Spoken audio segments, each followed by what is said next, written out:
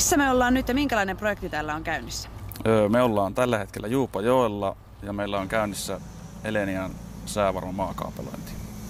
Miten teillä on työt sujunut?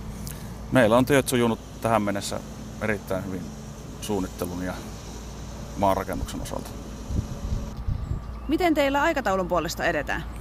Aikataulun puolesta edetään sillä tavalla, että tämä Ylämäkelä Lepolatyömaa on käyttöönottojen osalta elokuun puoleen väliin mennessä valmis ja Ylämäkelä Korkeakoski on vuoden loppuun mennessä valmis.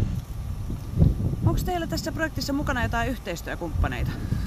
Yhteistyökumppaneita tässä on 2 teleoperaattoria, eli Sonera ja Elisa.